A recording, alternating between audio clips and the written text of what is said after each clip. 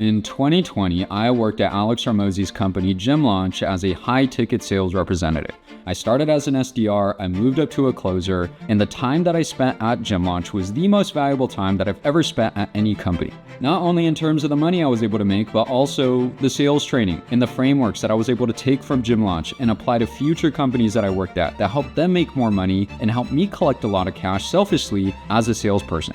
I am going to share those frameworks with you today. There is 6 of them. It is a bit like a combination lock, meaning you do need all 6 for them to work properly. So that is my nice way of saying stick around to the end. This will help you extremely and help you collect a lot more cash as a salesperson. Now, these are the same frameworks that made Alex Hormozi who he is today. In fact, I remember when I left Gym Launch, saving every single SOP and every single document that I can. And I used them and applied them to the next team that I worked at, which was Iman Gadzhi's team at Grow Your Agency, now Educate, and it allowed me to become the highest cash collected sales rep ever on his team. So I will share these frameworks with you. There's 6 of them. Stick around to the end, and I hope this helps. All right, now let's get to the good stuff. Number 1, think like Mike. It took me just a few days of working at Gym Launch to realize how much they emulated how professional athletes trained for their sales team, and more specifically, Michael Jordan. Put it this way, one of the core values that our company stood by and our sales team lived by on a daily basis was violence is the answer, which is a quote from Michael Jordan about not accepting mediocrity. But not only that, living every aspect of your life with violence, whether it's in sales or outside of sales. Attack first, ask questions later. Violence is the answer. I mean, for God's sake, I had it printed on a damn t-shirt for myself and my daughter. But not only were Michael Jordan's quotes things that were engraved in our sales team, but also his training system. Yes, Gym Launch mimicked how Michael Jordan trained for basketball for our sales team. And when you think of it that way, it's no question why the sales reps on Gym Launch's team were considered a world-class cash collecting team. Now, I will break down the exact training system that we use, that way you can copy it. But whether you are a business owner or a salesperson, mimicking this training structure will turn you into a top 1% sales rep. And the reason why is extremely important. It's because it did not rely on talent. It relied on you putting in the work. Much like how Michael Jordan's 6 championship rings didn't necessarily came from talent. Yes, he was talented, but it only took him so far. He took the natural gifts he already had and he built upon it through relentless training, effort, and knowing that violence is the answer. Fun fact, if you didn't know, Michael Jordan, who is coined as the best basketball player to ever play the game, didn't even make his 9th grade basketball team. He was rejected at tryouts. But the training structure looked like this, and it started from day 1. Number 1, game tape. Monday through Friday, we were required to watch each other's game tape, meaning sales call recordings where we did not close the deal. Essentially, we had a daily sales team huddle where every single day we would pick a different sales rep to share a sales call recording where they missed the deal and messed up on the call and it didn't close. Just like how Michael Jordan would review game tape of himself on games where he lost the game. And this was essential because Gym Launch did a lot to praise us when we did well, through bonuses, shout outs in our Slack channel, through pats on the back and praise, but they did even more to support us. That way we never made the same mistake twice. And instead of us as salespeople who are naturally competitive bashing ourselves for not doing well on sales calls, we would watch the tape together to figure out how to get better. Now, if you're in sales and your sales team is currently not doing this for you, you have 2 options. Number 1, you could review your own tape, but the only downside of this is you don't know what you don't know. If you knew what to do correctly, you would have closed the deal in the first place. That's why option 2 is always better, to have somebody review the tape that you respect and that's been there and done that. Just like how Michael Jordan would review his own game tape with one of the peers he respected, whether that was a trainer, one of his coaches, or even a mentor. And luckily, you have the tools right in front of you, whether it's different sales groups or communities or Discord servers, or God, even Learn Sales Group, my sales group, right? I mean, I will literally meet with you one-on-one every single week to review your game tape. And on top of that, you have 5 calls per week that you could come to do call reviews and role plays, not only with myself, but with Sean Boccaccini, Gym Launch's ex-sales director, or even Braden Hirsch, who is Iman Gadzhi's sales manager. The support is there, you just need to look for it. And the question is, if you want to be like Mike and to be world class and top 1%, are you going to do the things it takes to get there? There's a reason why the top 1% earners in sales are doing better than you.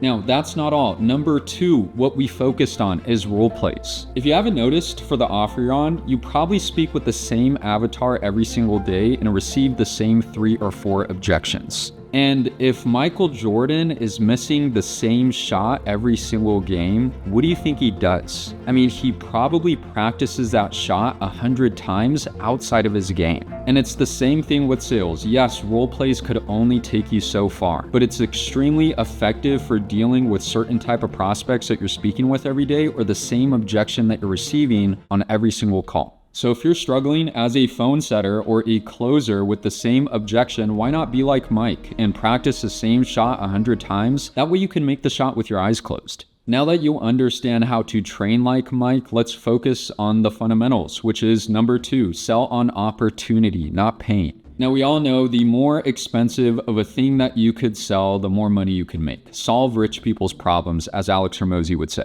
And you may have seen so many sales gurus in the space talking about sell on pain. Essentially, they want you to find the pain on a sales call, expose the pain, dig into the pain, and then ask consequence questions. If you keep selling on pain, you will only be able to sell low acumen buyers for the rest of your life. I mean, could you imagine selling something to somebody who is making $100,000 per month with their business and they want to get to $200,000 per month? And we ask them, hey, how would it feel to get to $200,000 per month and double your 6-figure income that you're already making? Or maybe we go the consequence questions route and we say, hey, so what's going to happen to you if, you don't get to this $200,000 mark? It doesn't work. I mean, the questions feel awkward for you to ask as a person and they won't take you seriously. We are consultants, not therapists. Instead, your job is to find the opportunity. Be an opportunity closer, not a pain closer. Meaning, what is the problem that the prospect is facing that's stopping them from reaching their goal? Dig into it. How long have they been experiencing that problem? What have they tried to fix it? What do they think they need to do in order to not experience that problem again? And then get them to commit to fixing that problem today. Once they do commit, you use your pitch as the bridge or the roadmap that's going to show them how they get from where they're at now to where they want to go. Once again, you are a consultant, not a therapist. There's a difference. But in order for somebody to see you as a consultant, there's a really key element with that, which is them seeing you as an authority on your sales call. Because if they don't see you as an authority and they don't see you as an expert, why are they going to listen to you and take your advice? And that leads to number 3, frame control. Whoever owns the frame wins the game. Frame control is by far the number 1 important aspect of sales. And all it means is the ability to shape your prospect thoughts and decision making based off the authority and respect that you have on the call. I remember being on multiple sales calls, especially as a younger guy, and having prospects tell me, yeah, Alex, I only have 5 minutes. Just tell me the price. I'm sure maybe you have experienced that as a setter or even as a closer as well. That is the prospect trying to take frame and hold authority on your call. And if you let them walk all over you, they won't respect you and they won't buy from you. So instead of you coming in late to your call and saying, Mr. Prospect, I'm so sorry for being late, you say, how's it going, Mr. Prospect? I appreciate you for being patient. And instead of bending your will when the prospect says, I only have 5 minutes, so tell me the price, you say, listen, that's not how this is going to go. Everything that we do here is customized. So it only makes sense to ask a couple questions just to see where you're looking for. It'll take 30 minutes. Do you have the time or not? Just so we don't waste each other's time. Listen, I'd rather lose the sale than lose frame. And if somebody is on your sales call and they're not respecting your authority and what you're saying, most times they would have wasted your time anyways and never bought in from you in the first place. But frame control also comes from a different place. It's how you carry yourself. It's how you speak. It's your confidence. It's your poise. It's how you show up to a call and lead somebody by asking good questions. So the next time you feel like you're losing frame, the first thing that I teach everybody inside of Learn Sales Group is mastering yourself internally first. Because how could you ever expect to be a leader on sales calls if you can't lead yourself outside of calls? And this point leads to number 4. If you master yourself, you will master sales. I should add a pause after that, but after number 4, which is internal mastery, I'm going to cover 2 of the fundamental frameworks that will help you set more calls, close more deals, and make more money. But first, I will tell you a story. When I was working at Gym Launch, there was 2 top closers on the team, Jacob Hopkins and Sean Boccaccini, which funny enough, Sean is the coach that I was talking about earlier that does sales training inside of Learn Sales Group. But to drive the point home, Sean and Jacob were in competition with each other one week for top cash collected rep of the week. Now, Jacob was a 20-year-old kid. He was in college. He stayed up late. He partied on the weekends, was having fun with friends, and made about 20 to 25K per month as a closer. And Sean was a 40-year-old grown man. He was a father, and the guy was dialed, meaning he had his shit together. I mean, the guy did everything from knowing the exact times he was gonna eat. He had a set diet plan. He had a chef come in every single week that would make his food. And overall, if that doesn't drive the point home, that guy was a very dialed human being. Now, once again, Jacob and him were in competition to be the top cash collected sales rep of the week. And who do you think won? Newsflash, it wasn't Jacob, it was Sean. And the thing with Sean winning is he didn't change a single thing with his week to be the top cash collected sales rep. Jacob, on the other hand, went from working 8 to 10 hours a day to 14 to 18 hours per day. He worked 7 days that week, didn't sleep, and literally went to the hospital at the end of the week because he had a mental breakdown. Which Jacob was okay, thankfully, but I do remember asking Sean, man, what was the difference that made you absolutely crush Jacob without changing a single thing or working extra hours? And he told me, listen, Alex, how the hell does Jacob ever expect to beat me if he can't even master his life outside of sales? I mean, the kid stays up late, he's partying all the time, he's drinking, he's going out with friends, doing God knows what. And me, I thrive off consistency. This taught me an important lesson that once you master yourself outside of sales, you master yourself on your sales calls. And it reinforced the point in my head that how could you ever expect to lead somebody if you can't even lead yourself? So at Gym Launch, they taught us that the best closers are like rocks. They don't react, they don't flinch, and they definitely don't show desperation. Why? Because prospects can smell uncertainty. And the second they see your lack of confidence in yourself, you lose the sale. Your internal state is extremely important on sales calls, and the only way you could show up like a rock is by mastering yourself outside of sales. So do this exercise. I quite literally have everybody do this inside of Learn Sales Group on day 1 of us working together. It takes 5 minutes and it starts with asking yourself this question prompt. What does my perfect day of growth consist of as a human being? If you take 5 minutes and sit down and ask yourself this question, you'll probably be able to come up with 5 to 10 things that you should be doing, maybe that you're not doing currently. Your job, by the way, isn't to create random shit that you need to do, like, hey, maybe I should start knitting, that'll turn me into a better person. Instead, it's to write down all the things on your perfect day that will help you grow as a human and add it to time slots in your Google Calendar. Construct your perfect day, but the key is to stick to it. Now, here's an example of my perfect day. My day always starts the night before. I'm going to bed at around 10 p.m., but before I go to bed, I'm writing down exactly how my next day will look like. And more specifically, I am writing down the top 3 things that I need to accomplish the next day that will make me feel like a productive human being. But more importantly, I'm adding it to a time slot on my Google Calendar. Now, my perfect day starts with me waking up in the morning at around 6:30 a.m., which is why I'm going to bed at 10 p.m. and going straight to the gym. But not only that, I never want to question what I am going to do at the gym. I know exactly what the workout is, and I know exactly what muscle groups I'm focusing on for the day. After the gym, I get back around 8:30 in the morning for myself, drinking some coffee and getting straight to work. And guess what I'm doing during work? I am focusing on the top 3 things that I wrote the night before. Now, around 12 p.m. is when I have my first meal, and it's a meal that I already prepped days before, that way I never have to think about what I'm going to eat. After I eat, it's back to work till about 5 p.m. and after 5, I'm spending some time with my daughter, which usually that goes from like 5 to 7 p.m. And then I always try to read a little bit before bed. I'm not the best at that, but right now I'm reading How to Think Like a Roman Emperor. And once it gets to about 9 p.m., I'm back at my computer writing out the top 3 things that I need to finish the next day, and I'm back in bed by 10 p.m. and then repeating that day. You know, that's me, but maybe for you, your perfect day constructs of spending time with family. Maybe it's sticking to the diet or eating less so you could lose weight, or eating more so you could gain weight. Maybe it's that book that you've been promising yourself that you're gonna read that you've never stuck to or never opened a page of. Or maybe you've been promising yourself like, hey, I like to go on daily walks and do meditation, but I never do it and I feel like I never have the time. If that's what your perfect day of growth looks like, write it down and schedule it into your calendar. But here's the key, actually stick to it. This will not only make you proud of yourself for sticking to your word, but it'll allow you to show up as a leader on your sales calls or like a rock. Meaning you can't be walked on, you can't be shook, and you are there to lead. Now, being a rock or being emotionally stable on a call is super important, but there's a deeper reason why, and it's because when you are confident in yourself, you pour that conviction into prospects. And sales is just a transference of belief.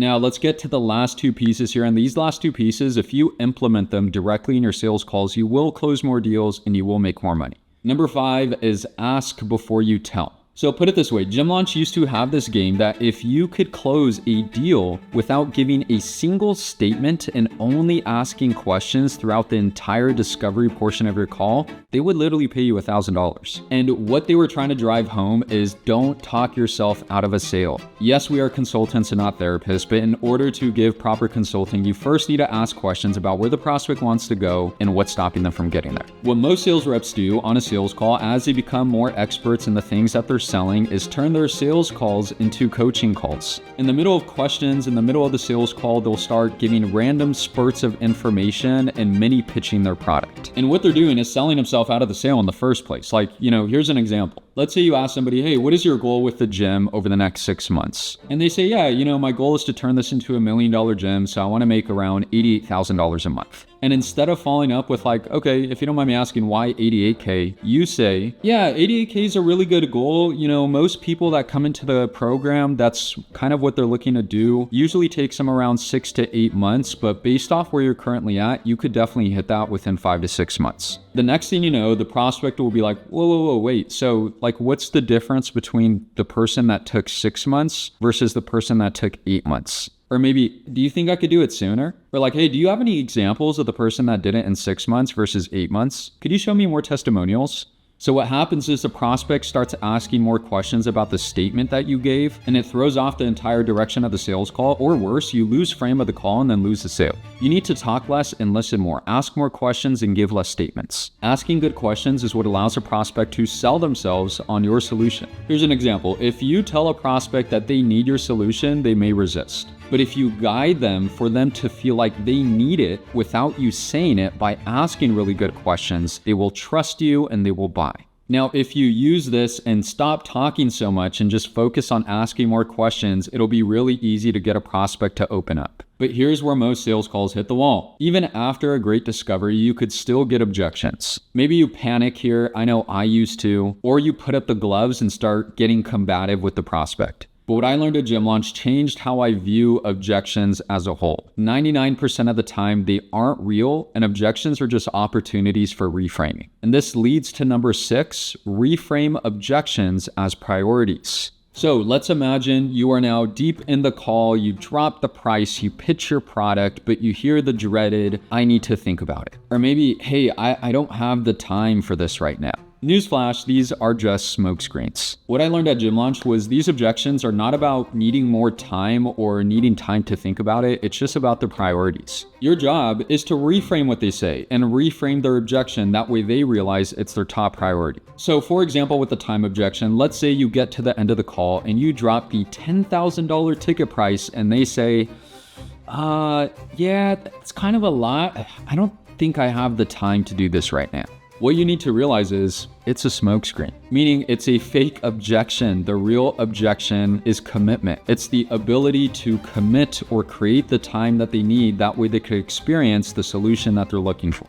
This is where you need to remind yourself that they booked the call with you and they booked it for a specific reason. They've probably been experiencing this issue and looking for the solution for quite some time. But just like any top 1% world-class sales rep, you don't give statements, we ask questions. So instead of telling them, oh, well, you told me that you had the time. Instead, you ask, okay, well, listen, man, timing aside, do you feel like this could get you to the goal that you told me you had? Once they say yes, you follow up with, okay, so when you say time, what exactly is coming up for you, just to see if I could help?